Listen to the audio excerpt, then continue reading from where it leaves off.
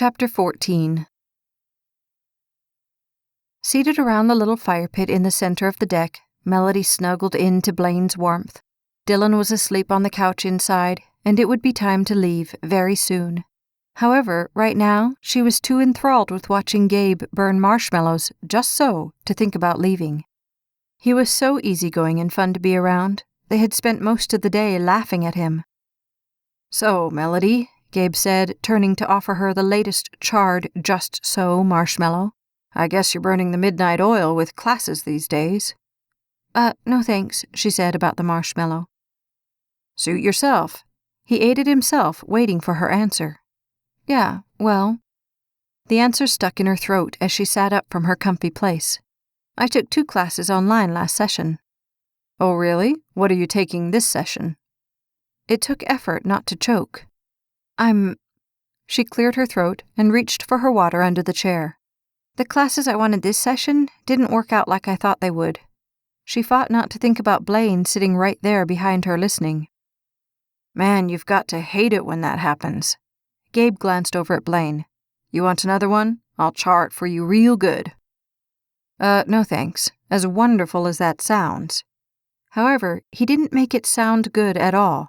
His hand, which had been drifting up and down her back for the better part of 30 minutes, had snagged and stopped. She wanted to look at him, but she didn't dare. Making like nothing at all had happened, she leaned back to him, being careful not to look at him. "So, Lisa, when's your bundle of joy due?" Across the deck, Lisa rubbed her hand over her belly.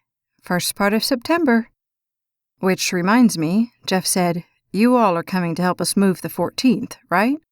He pulled his own marshmallow off the little wire, being the only one not trusting Gabe to cook his. Leaning back in his lounge chair next to Lisa, he popped it in his mouth and chewed around it. "The 14th?" Gabe asked. "Oh, no can do. We're going for that family reunion thing in Dallas, remember? I asked for it like 6 months ago." "Are you kidding me?" Jeff straightened. "You said you didn't want to go to that, and you were going to—" His words stopped as his gaze traveled over to Ashley. His gaze went to Gabe.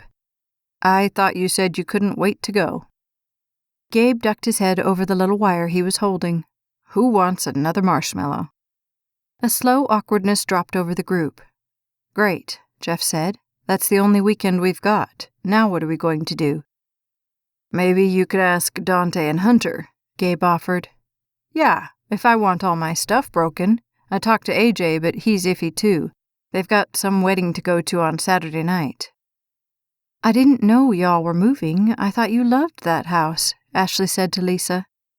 "We do, but with the baby coming, and I'm going to try to do a lot of work from home now, we need at least 1 more bedroom and somewhere for my office, too." From behind Melody, Blaine shifted. "Well, I could help on Sunday if you don't get enough help Saturday." All gazes swung over to them, and Melody felt on full display. She glanced back at him to see if he was serious. He certainly looked it. "I could bring Dylan," he continued, shrugging. "We could make a day of it." Gabe reached over and jabbed Blaine. "Dude, he's got a waterbed. Have you ever moved a waterbed?" "We're having some of the big stuff professionally moved, thank you very much," Jeff said with a frown. "But of course, that's only half the battle." Melody wanted to look at Blaine, but this was between him and Jeff. He shrugged beneath her. "You can count on us. Isn't that right, Mel?" The question was like a swift, stiff gale-force wind. She blinked, shifted, looked at him in panic, and then collected herself. What was she thinking? AJ and Eve wouldn't be there. Blaine would. "Sure, it sounds like fun." "Me drive? You drive?" Melody asked as they exited the house after saying their goodbyes. "I can." At the back door, Blaine helped Dylan in and with a seatbelt latch. The child never really woke up. Too much water and sunshine. In the car, Melody handed the keys over and put her head back. All in all, it hadn't been too awful. The 4 of them were nice, and with AJ and Eve gone, the stress level was manageable. Blaine drove out to the interstate in her car and turned south. Most sane people had headed back home hours earlier, so traffic wasn't too bad. Melody had just settled in for the hour-long drive when she felt Blaine's glance. Something about it made her alert systems flash on. "So when were you going to tell me you dropped out of class?" he finally asked, glancing at her again before staring out the front window. He didn't sound at all happy. The question and tone skittered across her heart. "Oh, well, I didn't really drop out. I'm just taking a break." This look wasn't any happier. You weren't planning to take a break this summer. Shrugging, she tried to deflect the question. "Yeah, well, things happened." "Like Dylan?" Every word he spoke sounded angrier and angrier. She turned toward him. "Listen, Blaine, it's really not that big a deal. I'll pick up the hours in the fall." Frustration scratched across his face. "I didn't want you to change your plans on account of us. I thought you knew that." Anger snapped over her. "Is this about my schedule or your pride?"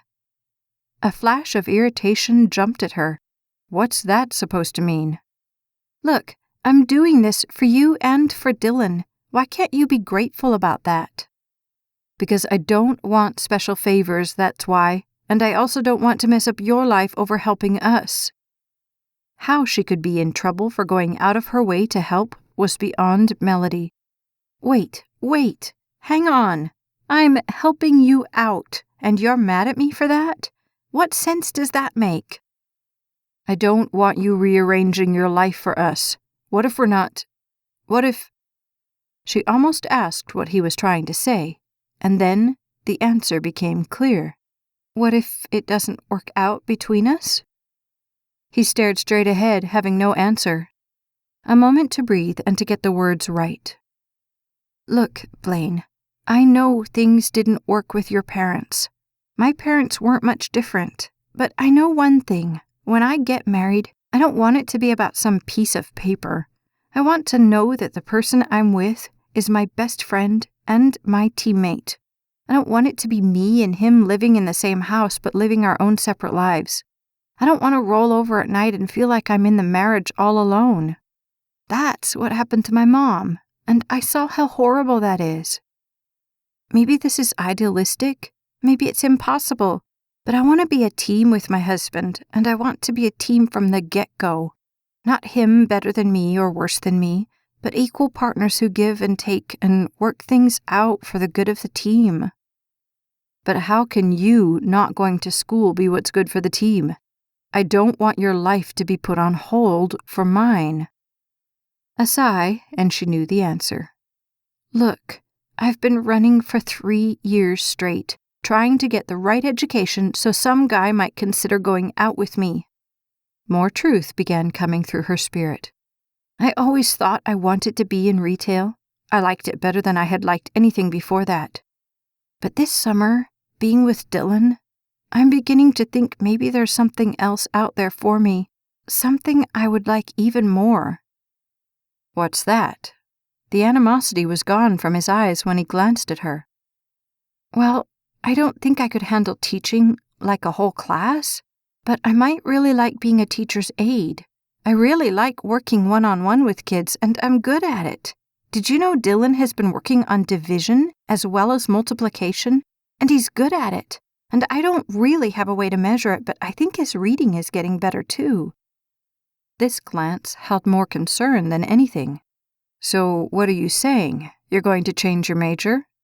She shrugged. "I don't know yet, but I'm thinking about it. I don't have to decide anything right away, but my class for the summer was on marketing. If I took it and then decided that's not what I wanted, I would have wasted that time and money and not been able to help you out. This way, I can take a break and explore my options." The pools of amber light swept over and under the car as they drove. She began to feel what it was to be with someone and be completely alone. He was in the car, but she couldn't tell if he thought she was completely insane for doing this or not. "So this wasn't about doing it because of me?" he finally asked. "Not entirely, no. Not that that didn't enter the equation, because it did. Look, I see how important it is for you to get finished by December. Getting out will mean a big increase in your options, which I kind of hope means an increase in our options." She held up her hand. Not that I mean we're anything more than dating, but I think practically speaking, we need to put a toe in making decisions based on what's good for us, not just based on what's good for you or me. He looked over at her with a look she couldn't read. You're serious? That felt like a knife. Never had she felt like such a fool. Blaine had no intention of making plans with her. Her gaze fell. I was. A rock of stupidity went through her chest. I'm sorry, you're not ready. I wasn't saying we had to, that's how I'm starting to. She was making it worse. Finally, she shook her head and let her gaze go out the world flying by her window. What an idiot she was. It was like she was screaming, Hey, chump, where's my ring? No wonder guys ran the other direction from her. Hey, he said softly. Hey. Reaching over, he took her hand. Her gaze followed. I'm sorry. No. He closed his eyes for a fraction of a second. I'm the one who should apologize. It's just, I never saw this coming. The breath was barely there. I've never been as honest as I have been with you. You've got to know that. But marriage, even talking about it is a really big step for me. I mean, I watched what my parents went through, and I don't know if it's worth that. It wasn't hard to see how deep the hurt ran in his life. Melody corralled her feelings, although it was difficult. I'm not talking about going down to the church and signing the papers right now. Her voice was pleading, and she hated that. I just meant this feels different than the guy calling up to see if I'm free on Saturday. I've never really had to navigate my life around someone else's before. As close as cracking in two as she had come only moments before, Melody realized it was time to go for broke. If he wanted out, now was the time to say it before she invested even more of her heart and soul in this relationship. I never really felt like that was something that was needed, until now. Darkness had once again overtaken outside the car as they pulled onto her street and drove in silence to her house. His little green car sat along the curb.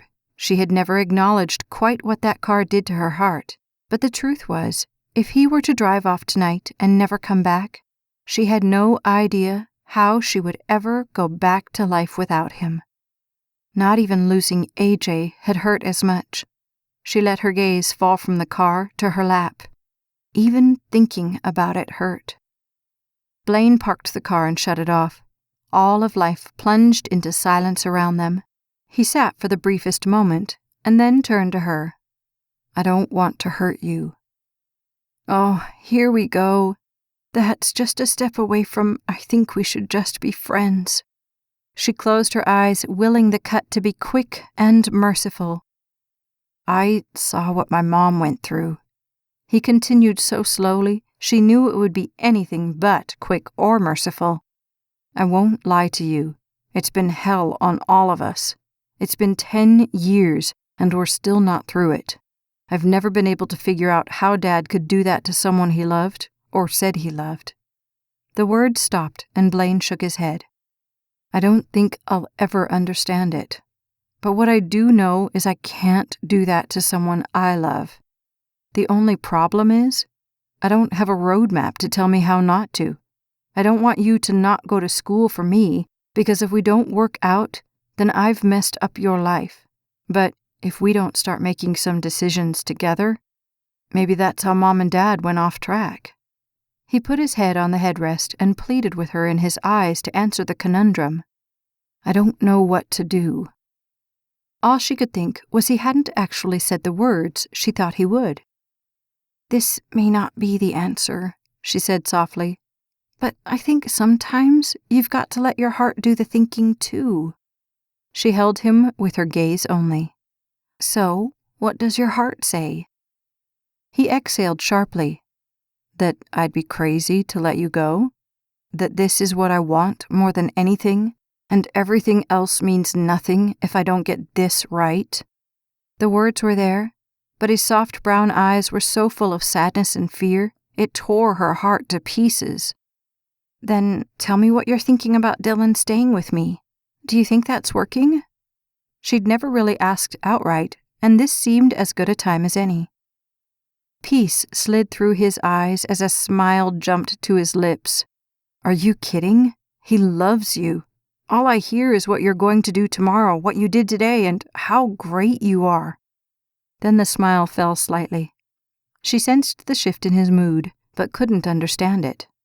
And that's a bad thing? His gaze fell into the darkness below his hands. Dylan's a great kid. He just doesn't know that things don't always work out. At that, Melody heard what he was saying, loud and clear.